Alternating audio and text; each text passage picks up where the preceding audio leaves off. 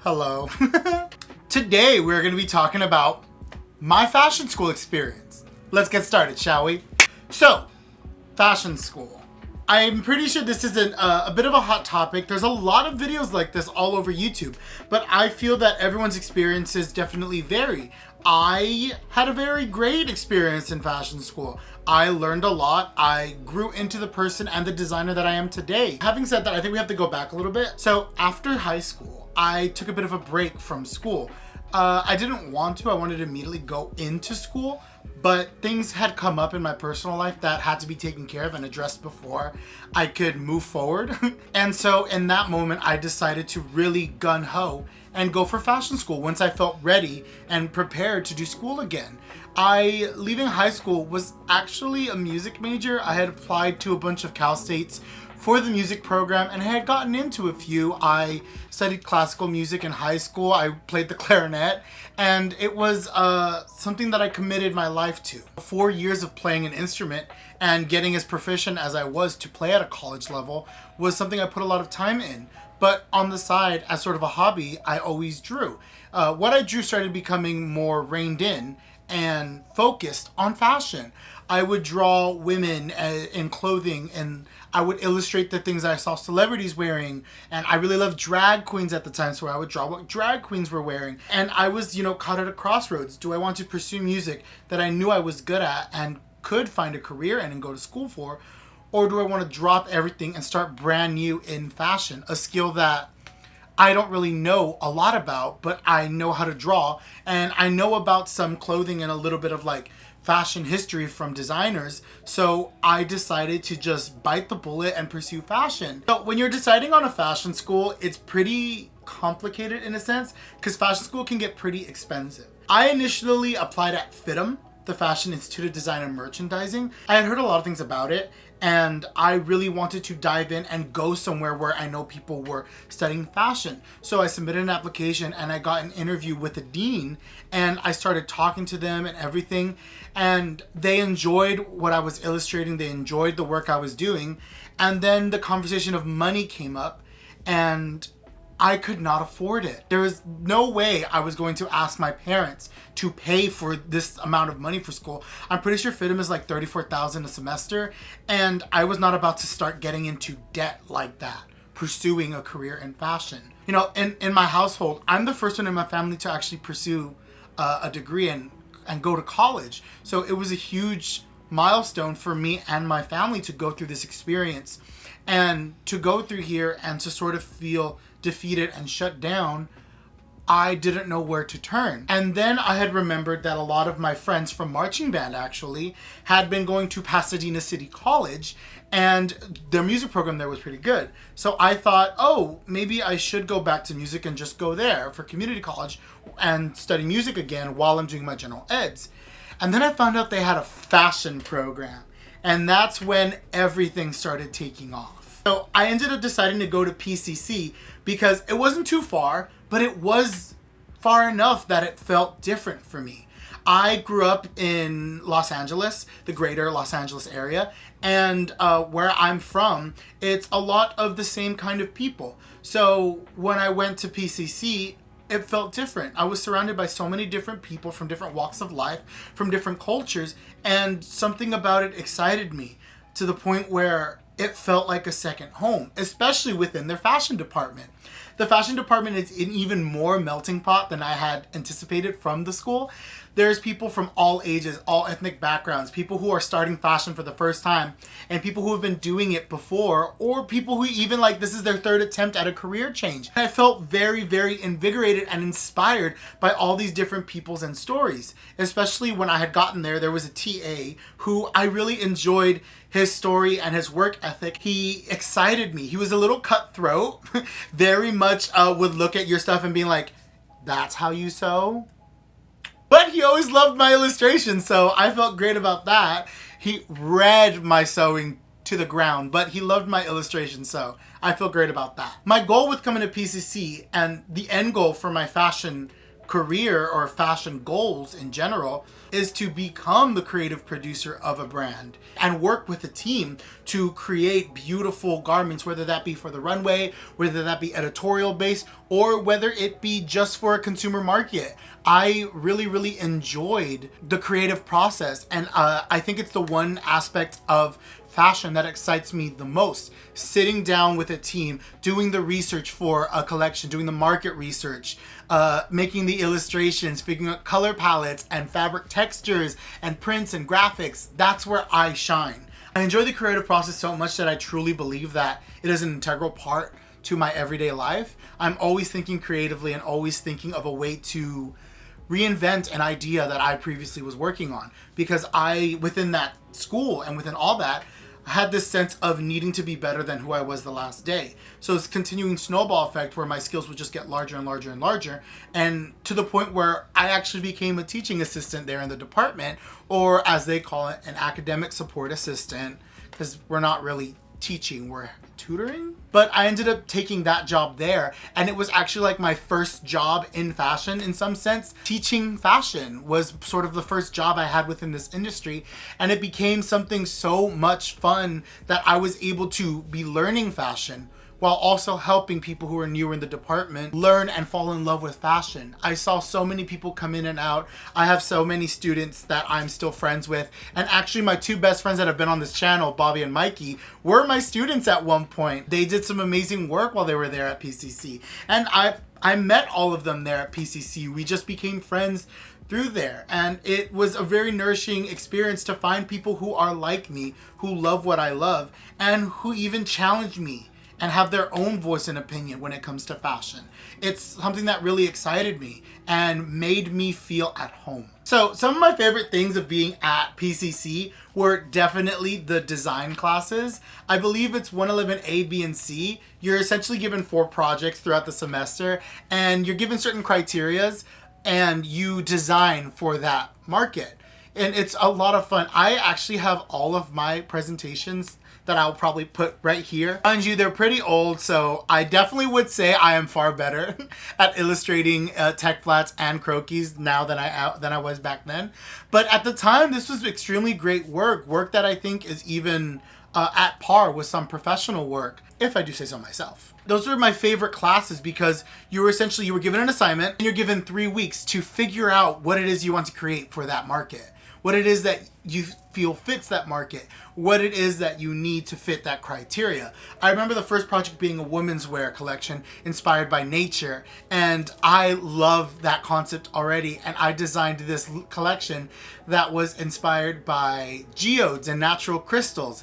I knew everyone was going to pick plants and animals, so I thought, what's an out-of-the-box thinking of nature that I can take? And minerals are something that occur naturally in nature, and I really wanted to create these looks that were cracked open and beaded and showing these jewels. And it's actually a collection that I've revised a few times, that I have newer versions of these illustrations for, and I think it's definitely a concept that I would want to bring to a haute couture runway, because it's definitely that the concept fits that brand and that vibe very easily. The idea of that nature isn't just flowers and animals, it's also the earth and the rock and the crystals that we walk amongst. Other criteria in that class is like menswear, and there's even avant-garde, there's children's wear. It's a lot of really fun stuff. Military, I believe, was one of the inspirations as well. There's so many interesting core concepts that were delivered in that class, and it's definitely where I fell in love with the idea of being given a criteria and designing for it. You know, whenever I'm given the chance to just design what I want, I sort of sit there blank for a little bit thinking, what do I want? But when I'm given a criteria and parameters to fit within, I find that that's where some of my best work comes from. And I find that creativity really flourishes in that confined space, because I have to think differently, think outside of the box, put myself in a different mindset, put myself in the consumer's mindset, and it really flexes your creative thinking. I encourage people to do it. Some of the worst things I would definitely have to say about being in fashion school are the hours of work that you have to put into it. Sewing, pattern making, illustrating, designing, and all those take time. They take a lot of time, especially sewing and pattern making. They definitely take the longest chunk out of all of it, depending if you're a fast sewer, fast pattern maker, or a fast illustrator. Me, I'm a fast illustrator, so that part of the classes I was always done with quickly. But when it comes to pattern making and sewing, I'm much slower than I am at illustrating. And that's mainly because I've been illustrating my entire life. But when it comes to all those aspects, I remember my professors would tell me, you know, if you're in a class for 8 hours, expect double the amount of homework.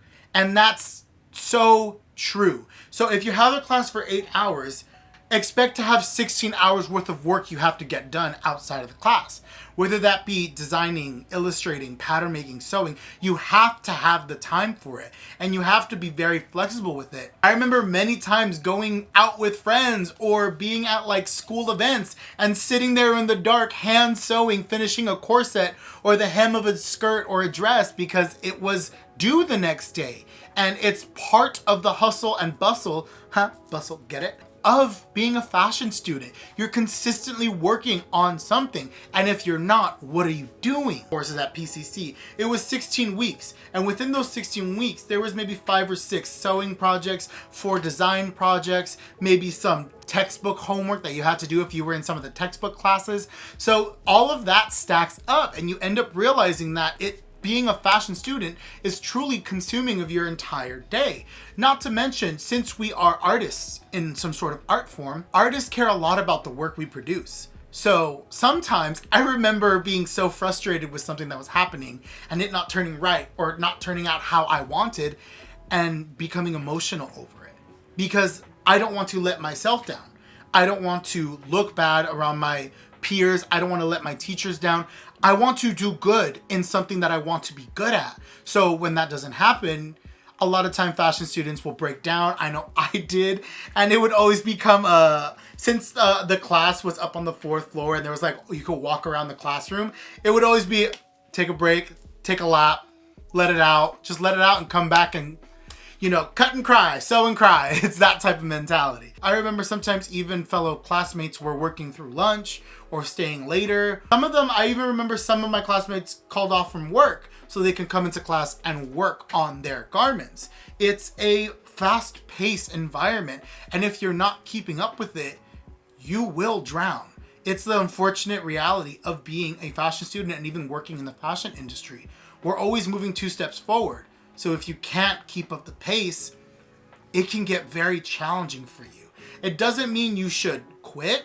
It means you should look at the work you're doing at this environment and at this type of pressure, assess it, and plan for the future. I definitely remember taking, I think, 3 or 4 fashion classes at the same time, and that was a huge mistake. I remember one of my last years there at PCC, I was a teaching assistant. I was interning at a fashion brand. I was doing my general eds, and I was still taking fashion classes, and I still had a social life in some sense. Looking back, I realized I was spreading myself way too thin and didn't really get to enjoy anything I was doing, and my work was suffering because of it. So take a look at what you can and can't do when you're under pressure. Design for the time you have, plan for the time you have, and attack it based on that. Because if not, your work will suffer and your teachers will see it. And when you look back on it, you will see it. There's definitely a lot of projects from back in college that I hope to rework in the near future because I did not give them the full time that they deserved and I didn't focus on them the way I should have. What I learned mainly from being in fashion school is what I excel at. I am a designer, I am an illustrator, I'm a creative person. If you need a design and illustration perfectly drawn with tech flats, front, back, side, detail view, I can serve that up in less than a day. I know that is where I excel in. That is my forte. But I also learned where I lack in the fashion industry. I'm not the best sewer and I'm not the best pattern maker, but thankfully that isn't something that you will have to tackle alone.